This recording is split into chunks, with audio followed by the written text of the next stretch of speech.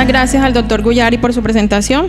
Continuamos con la programación con el doctor Carlos Olmos nuevamente con su charla Diagnóstico y tratamiento de la alergia a la leche de vaca en el lactante. Enfoque práctico. Me va a tocar seguirlos aburriendo, pero el plan es el siguiente.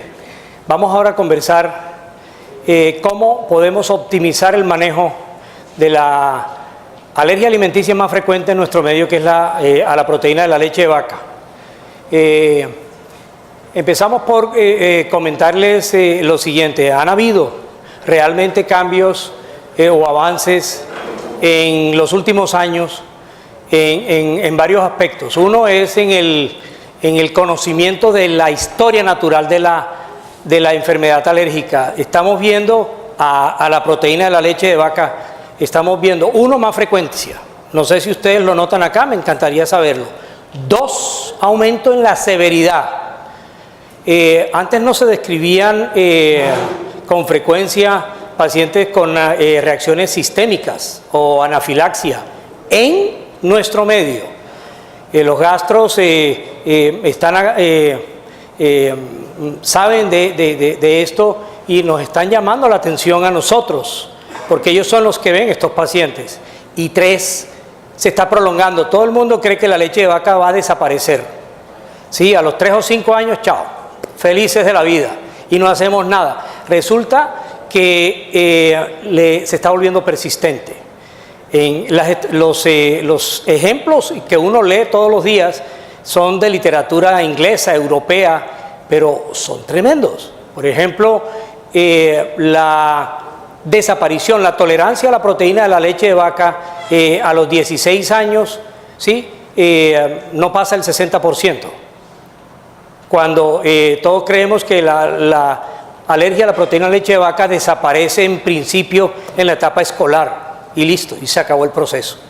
Entonces son varios retos desde ese punto de vista, desde la severidad, la frecuencia y también en la persistencia de la enfermedad.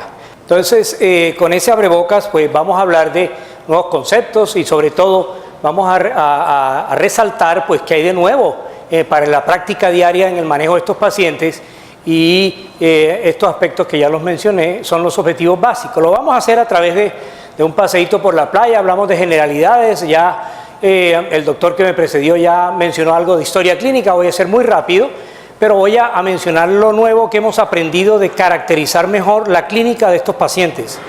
Ya hoy hablamos de fenotipos de alergia a la proteína de leche de vaca, o sea que tenemos que aprender a diferenciarlos para manejarlos mejor. ¿Cómo lo hacemos? ¿Qué sabemos?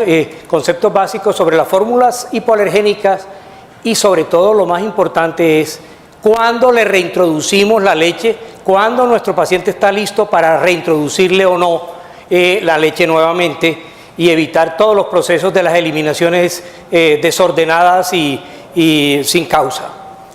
Entonces, ya de esto hablamos, es una equivocación, es una reacción exagerada a la proteína de la leche de vaca, y sabemos cómo reacciona un niño alérgico.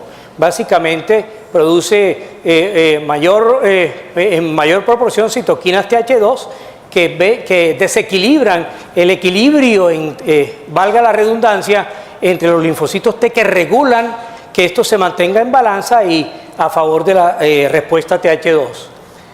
La misma gráfica, dentro de la causa principal de alergia a alimentos en nuestro medio es la leche, no es el maní, ni es el sésame o el ajonjolí, es la leche de vaca seguida del huevo. Entonces, las mismas preguntas valen con respecto a cuál es la razón de estar viviendo nosotros cada vez más alergia a la proteína de leche de vaca. En Inglaterra, el 2.3% de los niños a los 3 años padecen de esta alergia, y en Estados Unidos es 3 o 4 veces más alta.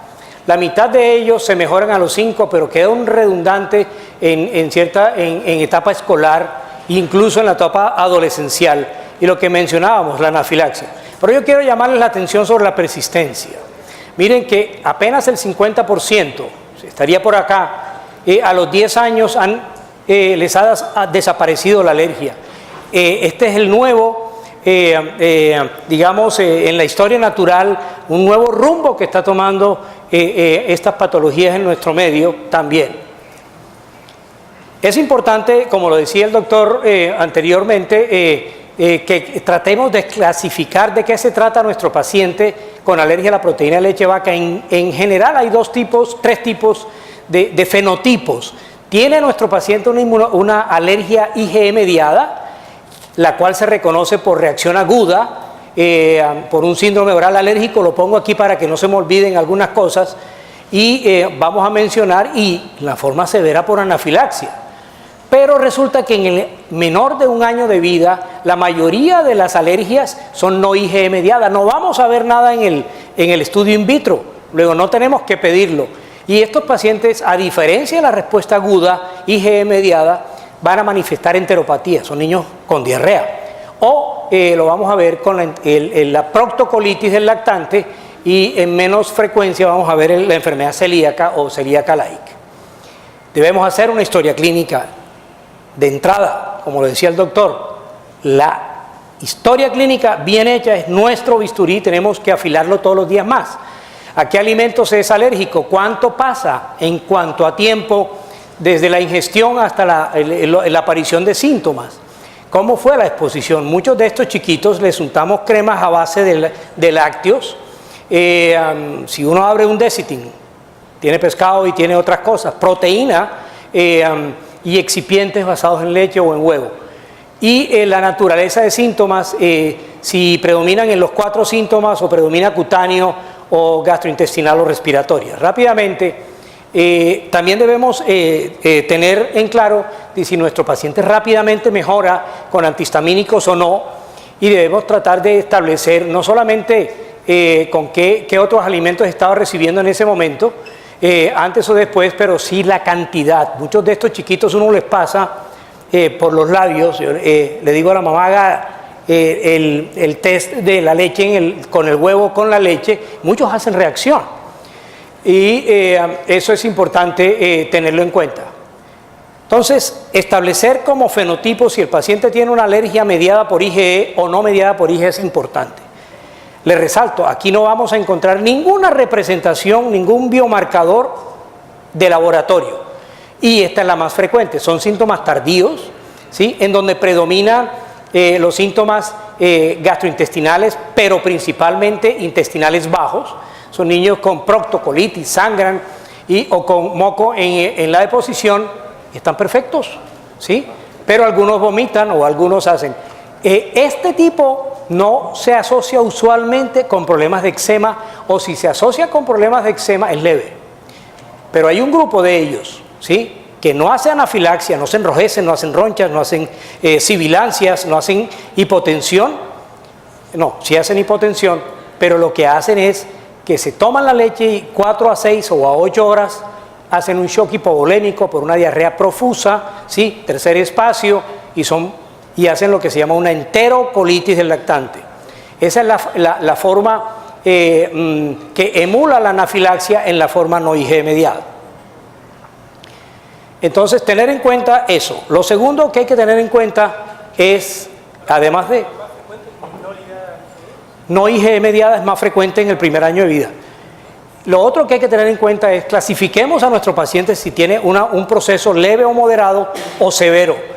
En el caso de alergia no IgE mediados, es su proceso leve o moderado cuando tiene síntomas predominantemente, recuerden, no IgE mediado es gastrointestinal, a diferencia del IgE mediado que es más piel.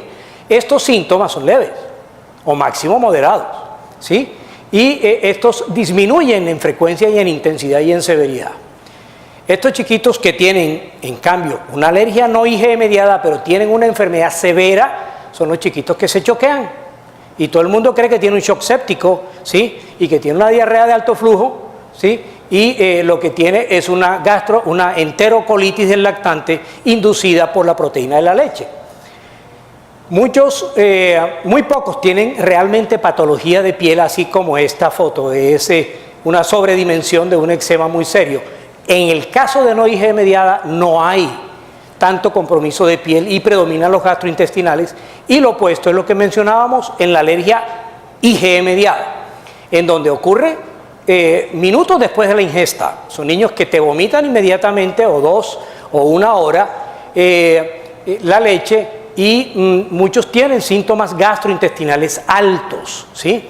El niño que ya puede hablar se mete los dedos en la boca, ¿sí? Así tenemos algunos pacientes y hacen lo que se llama el síndrome oral alérgico. Es increíble. Toda la vida pensé que era el biberón, que era alergia al látex, y le hicimos prueba de alergia a la leche de vaca y el niño se metía las manos en forma reiterativa y tuvo una roncha grandísima a los 3 meses. Entonces, en forma de síndrome oral alérgico, en forma de síndrome gastrointestinal, pero son síntomas agudos y predomina la piel y en segunda instancia lo gastrointestinal. Obviamente una manifestación severa de la alergia IgE mediada es la anafilaxia, en donde hay más de 2 sistemas comprometidos, principalmente la piel. Son niños que se enronchan y que se hinchan. El niño que, este no es un niño, que se hincha y que se enroncha principalmente, ¿sí? Muchos de ellos empiezan a toser o hacen un cuadro respiratorio agudo, que a veces es muy difícil de discernir de un asma pura, pero si yo tengo síntomas cutáneos y respiratorios o síntomas respiratorios altos, se les tapan las narices a muy temprana edad y son respiradores orales, más compromiso bronquial, más piel, tienen anafilaxia. Y esto es un problema serio. ¿Cómo lo vamos a manejar? De acuerdo a los fenotipos. ¿Qué quiere decir esto? Que si yo tengo un paciente con una alergia no IgE mediada y es un lactante, digamos menor de 6 meses, como lo dice la Organización Mundial de la Salud, con alimentación materna exclusiva, lo primero que yo hago es quitarle, eliminarle, pararle la leche a esa mamá, pero no olviden, por favor, denle calcio y vitamina D. Una mamá en lactancia materna tiene 3, aquí veo, señalo 4, por exagerado, tiene 3 veces elevada las necesidades de calcio y de vitamina D comparado con una persona normal. Y esa persona no se asolea porque no puede, ¿sí? Porque de noche le da de comer a ese niño y por el día está dormida. Entonces, muchas de estas personas, por lo menos en Bogotá, son carentes de vitamina D. No se les olvide esa parte. Resolución de síntomas a las 2 o 4 semanas. Yo no espero, o no recomiendo esperar mucho tiempo. Yo recomiendo, si a las 2 semanas mi paciente a quien le he retirado la leche materna mejora, ¿sí? Y llega a mi consultorio, no al de ustedes, pero si llega a mi consultorio, ¿sí? Yo debo retarla, pero muchas mamás no lo permiten. Pero debo retarla porque muchos de estos niños, ¿sí? En mi consultorio debo hacerlo, no tienen alergia. Entonces yo muchas veces reto a ese niño que le han quitado la leche materna a la mamá y mejoran, pues yo los paso enseguida, ¿sí? Y trato de establecer si ese paciente tiene realmente una alergia. Entonces le hago el reto, o lo hago en la casa, ahora miramos, vamos a ver, o lo hago en el hospital, o lo hago en la oficina donde tengo los recursos para cualquier reacción. Si mi paciente mejora, debo confirmar el diagnóstico. Ahora les digo la importancia de eso. No regresan los síntomas. ¿Ustedes qué dicen? ¿Tiene o no tiene alergia? Si yo lo reto en mi consultorio y no reacciona igual, no tiene alergia. Pero si yo lo dejo sin reto, ese paciente dura 3 y 4 años sin tomar leche. Eso es un problema serio que hay en nuestro grupo. Yo soy pediatra también y mantenemos estas dietas por eternidad. Si los síntomas regresan, confirmo que tiene eso y pongo a mi paciente en un hidrolizado, ¿sí? Ahora miraremos cuál. Dependiendo de la severidad, yo uso hidrolizado extensamente hidrolizado, o si el paciente tiene una enfermedad muy severa y hay asociado un cuadro muy dramático en la familia, pues usamos aminoácidos. Ya conversaremos al respecto. ¿Qué pasa si mi paciente está, además de leche materna, está con fórmula mixta? Pues hago lo mismo, le quito la alimentación a la madre de lácteos, ¿sí? Y reto a mi paciente con un hidrolizado. Si mejora, debo confirmarlo por lo anteriormente descrito, ¿sí? Y hago ese reto dependiendo de los síntomas y de lo que vamos a conversar. Debo hacerlo o en casa o en oficina. Si los síntomas regresan, confirmo el proceso y debo regresar a la extensamente hidrolizada y ahí viene el proceso de cuándo voy a reintroducir ese alimento, es lo que vamos a conversar. Si no resuelven, ese paciente a quien le hemos quitado la leche y le hemos puesto hidrolizado o tiene una enfermedad muy severa, lo paso de extensamente hidrolizada a aminoácido. ¿Qué pasa cuando las reacciones son severas para ambos grupos? Miro y hago historia y digo, ¿tiene síntomas agudos? Le hago laboratorio, hace mi paciente anafilaxia, de una le pongo aminoácidos y no le pongo hidrolizados. Lo mismo pasa, de acuerdo a la severidad, en las no IG mediadas, de una debemos pasar a aminoácidos y no darle espera a ese proceso. Bueno, entonces, ¿qué debemos saber de conceptos básicos? La proteína de leche de vaca tiene principalmente el 60% es caseína, es, digamos, queso. Y el 40% o 30% es suero, beta-lactoglobulina. Entonces, ¿cómo usamos y cómo debemos saber, cómo debemos usar las fórmulas? Primero debemos saber que las fórmulas hipoalergénicas son básicamente de dos tipos. Basadas en caseína y lactoalbúmina, ¿sí? Las hidrolizadas, esta es la leche entera, entonces lo que hacemos es parcialmente hidrolizada, es que le bajo el potencial de proteínas a esa leche y lo hidrolizo. Y además de eso, le quito cierto poder a las proteínas y le bajo a un 50%. La extensamente hidrolizada, el 95% de estas leches son totalmente hidrolizadas y son péptidos menores de 5000 Dalton, pero aún siguen con mínima alergenicidad, pero hay un 5% que todavía reaccionan y son péptidos mucho más cortos y menos agrupados.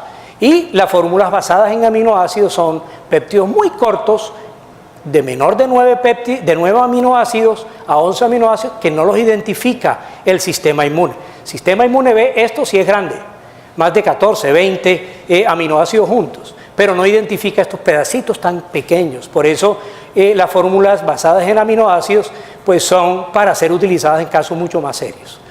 Y también hoy en día contamos con fórmulas no lácteas basadas en soya, arroz, almendras, etcétera, que pues simplemente no tienen proteína de leche. Entonces, si yo quiero reintroducirle a mi paciente leche de vaca, si yo no le muestro al sistema inmunológico la leche de vaca y le muestro otra proteína de soya, arroz o almendra, el sistema inmune dice, yo no conozco esa proteína, yo no monto una respuesta de tolerancia. ¿Sí? Entonces tengamos cuidado cuando introducimos leche basadas en moléculas o en proteínas diferentes.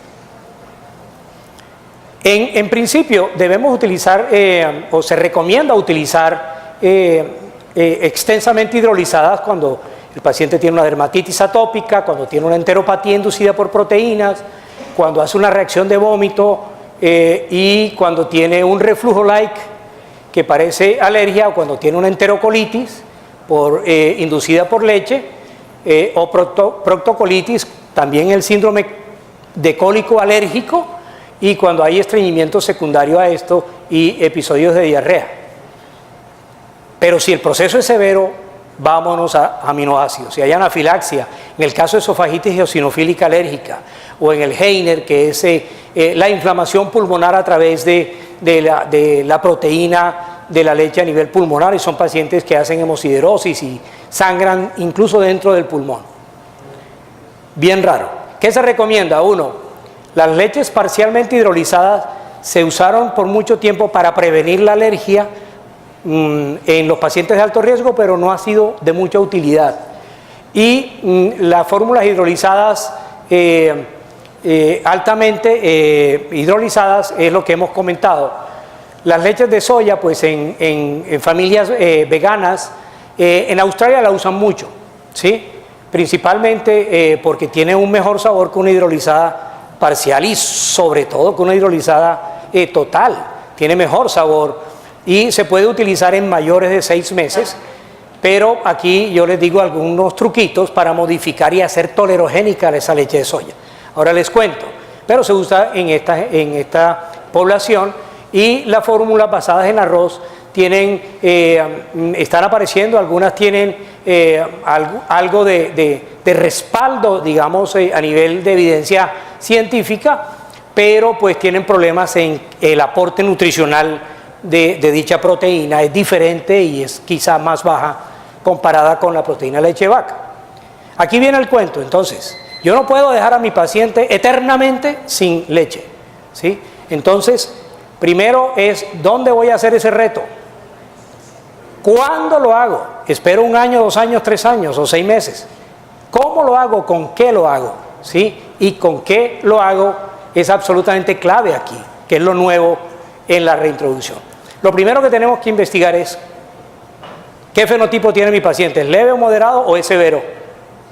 ¿Con qué cantidad hizo la reacción? Es muy importante. Yo les menciono la gota que uno le aplica localmente, ¿sí? Pero la cantidad dice mucho de estos pacientes. Mínimas cantidades, ojo que ese paciente requiere más tiempo. Edad en el momento del diagnóstico, entre menos edad tenga el paciente, más posibilidades de que se vuelva este proceso persistente, y si ya tiene eczema o no. No le pongamos aquí solo eczema, quedémonos aquí en eczema, no le pongamos ni rinitis, ni asma, ni otras comorbilidades.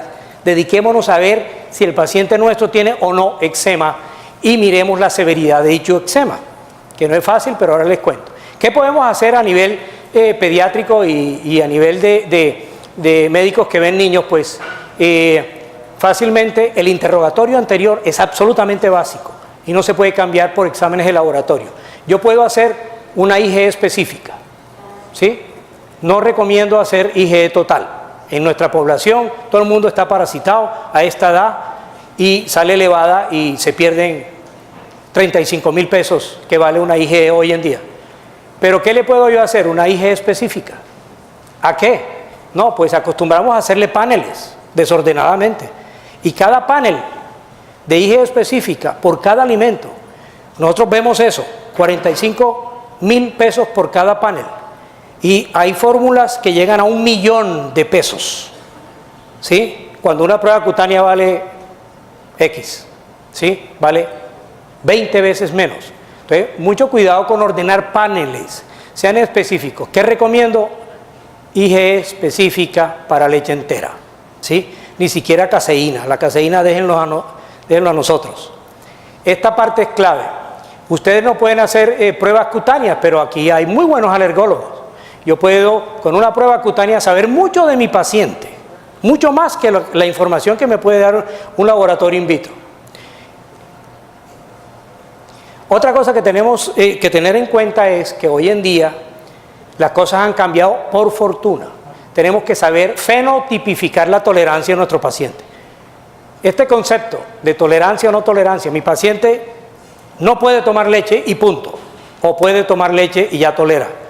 Eso no es así hoy en día y hay grados de tolerancia en cuanto a cantidad y en cuanto a la forma de tratar a ese alimento. Entonces este concepto está revaluado y entonces, tenemos pacientes que toleran poquito, mucho, ¿sí? Toleran intermedios o hay una tolerancia completa. Son grados, esto es gradual. Afortunadamente nos hemos ido dando cuenta de esto, porque podemos hacer introducciones no temerarias, sino observacionales, de ir dándole de a poquito lo que tolere, sostenerlo para inducir al sistema inmune. Y lo más interesante son los estudios que se han venido haciendo hace unos 8 o 10 años, en donde si yo horneo esa leche, pues le destruyo prácticamente los epítopes conformacionales que tiene la leche, ¿sí? Los que están arriba los destruyo y le quito el 75% de la alergenicidad que tiene la leche. Luego, todo niño con alergia a la proteína de leche de vaca, ¿sí? Lo primero que tenemos que retarlo es a horneado, porque el 75% de ellos toleran la leche horneada. ¿Cómo le doy leche horneada? Entonces, viene la fórmula. Los estudios se han hecho con alimentos que tienen lácteos altamente horneados, o medianamente horneados, o bajamente horneados. Bueno, horneados, cocinados. Hervir es otra cosa, es cocinamiento, es someter 30 minutos, 30 minutos a 180 grados en el horno. Eso es altamente horneado, perdóname, y te lo vuelvo a mencionar. Los estudios de altamente horneados son 180 grados por 30 minutos. ¿Cuánto se demora uno haciendo un buñuelo? ¿Cuánto se demora uno haciendo una galleta saltina? ¿Cuánto se demora el pan de James, el pan Bimbo, ¿sí?, en el horno? ¿Quién tiene idea? ¿Quién ha hecho ese? ¿Sí? La galleta saltina más o menos está por este lado. ¿Sí? El pan Bimbo, terrible. Tengo un paciente adulto que se comió una torreja, ¿sí?, de Bimbo e hizo casi un shock anafiláctico de otro país. Y también tengo pacientes que los he retado con el pan Bimbo blando, ¿sí?, y reaccionan. Bajamente horneados es el pancake o el pancaque, como le llamen, ¿sí?, que uno lo pone en el asador o como se llame, pero no dura 180 minutos ni por 30 minutos ni 180 grados. Entonces, ahí hay varios grados. Entonces, ¿qué hacemos aquí? Lo primero es dónde realizamos el proceso. La historia me lo dice. Si es un paciente que tiene anafilaxia, yo no me voy a hacer este reto, sino en la oficina donde puedo hacer algo. Ojo, más bien decidimos hacerlo en la oficina, ¿sí?, para hacerlo supervisadamente, sobre todo en la gente tensa. No se metan a hacer un reto en la casa, ¿sí?, y menos en el restaurante, háganlo en la casa un fin de semana, pero si ven a la familia tensa, háganlo en el consultorio bien hecho. El niño tiene otro agravante. Revisen el eczema de ese paciente. Si no tiene eczema, lo pueden hacer en casa, pero pues, ojo, hay que estar pendientes. Si tiene eczema y ese eczema es un eczema que requiere corticoides frecuentes, que no deja dormir al niño ni a la familia, hágalo en la oficina. Hay otros, biomarcadores que podemos utilizar, y es lo que significa el valor predictivo para hacer o no hacer una reacción si yo reto a mi paciente. Si yo tengo unos niveles de IgE específica mayores de 15, no se metan a retar a ese paciente porque le va a dar anafilaxia o reacción en un 95%. Pero si tengo menos de 2, le puedo hacer el reto porque o no lo hace o lo hace. ¿De acuerdo? Y los que lo han hecho son leves. Yo prefiero hacerle una prueba cutánea. Si mi paciente tiene una roncha grande más de 8, no me le meto. Pero si tiene una roncha menor de 5 o de 6 para algunos, los portugueses lo ponen más elevadito porque les hacen reacciones dependiendo de esto, ¿sí? Y me ahorro esta solicitada. Entonces, esto puede ayudar mucho. Hay una forma de calcular. Depende de la severidad del eczema, depende de qué tan alto esté la prueba cutánea o qué tan alto esté la IgE específica.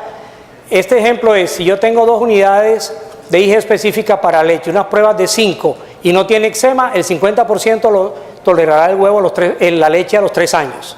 Pero si en vez de tener, si sigo con los 2, pero tengo una prueba de 8 y un eczema moderado, el 50% no lo tolerará sino a los 5 años. Factor pronóstico bien interesante. Ahora la otra cosa, yo voy a empezar los retos a reintroducir el alimento, pues entonces puedo utilizar un tetero de hipoalergénica de 6 onzas, pues le doy una, ¿sí? Y voy aumentando, ¿sí? El paciente, yo lo quiero retar de hipoalergénica a leche entera, ¿sí?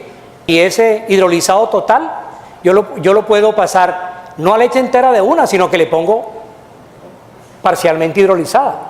Por ejemplo, si quiero ser más rápido, y en vez de ponerle un tetero de 6 onzas, toda la leche hipoalergénica, le pongo 1, al día siguiente le pongo 2, al día siguiente 3, al día siguiente 4, y voy bajando la leche hipoalergénica y voy aumentando la leche con la cual quiero hacer el reto, observando. Hay formas de observar estos pacientes de acuerdo a la clínica. ¿Qué le digo a la mamá? Mírenle la piel. ¿Qué le miro a la mamá si vomita o hace diarrea o tiene cólico o se indispone? Otra cosa que puedo hacer, y lo hacemos hoy en día casi que de primero, es, pues retémoslo primero con alimentos lácteos, pero que estén horneados o cocinados, altamente cocinados. La galleta que les menciono, y voy reduciendo, digamos, el proceso y el decocción, y lo voy disminuyendo hasta los pancakes. Ustedes lo pueden hacer, esto ahí es que personalizarlo, pero hay que ponerle ciencia al asunto, hay que seguir a nuestro paciente y a nuestra familia. También lo podemos hacer con dieta con parcialmente hidrolizada, o pasar, si el paciente está con aminoácidos, lo pongo en parcialmente o en totalmente hidrolizado. Si está en parcialmente hidrolizado, pues voy bajándole la intensidad. Pero me encanta el yogur, porque el yogur ya viene hidrolizado y viene con un modificador que son los probióticos. Y que es muy sencillo porque es líquido y se puede empezar desde temprano, de los 4 meses. Hay quesos de quesos. Yo no tengo mucha experiencia, pero pues hay quesos de quesos. A mí me gusta mucho el yogur. Los quesos ya son modificados y la leche pasteurizada, a mi juicio, es lo mismo que la leche cruda. Prácticamente es lo último que se integra. Entonces la idea es la siguiente: hay problemas con frecuencia, severidad y persistencia en esta patología. En la práctica diaria podemos mejorar mucho el manejo de nuestros pacientes y evitar la malnutrición y evitar todos estos procesos de calidad de vida, y podemos mejorar la cosa. Hay mucho espacio, a mi juicio, para mejorar acá. No hagamos eliminaciones innecesarias, quítele los lácteos y quítele todo, y dejamos a ese niño sin estimulación inmunológica y sin nada que comer. No hagamos eliminaciones innecesarias, no porque es alérgico a la leche, también le quito el huevo y le quito... No, seamos muy puntuales en lo que le vamos a retirar. A nuestro paciente con alergia a la proteína de leche de vaca, lo único que tengo que quitarle son los lácteos. Probar en forma regular la tolerancia. Todo el mundo dice que todo depende de nuestro paciente, pero cuando ya llega a nuestra oficina en alergias, yo asumo que ya lleva un tiempo ese niño en eliminación, lo reto de una. Y empiezo por horneados o empiezo con mínima cantidad. Entonces, en esto hay mucho que aprender de la literatura, que no la estamos haciendo nosotros, pero ya hemos ido adquiriendo experiencias de oficina, y aspiro a que la doctora Elizabeth García haga el estudio epidemiológico de la alergia a alimentos en nuestro medio. Muchas gracias.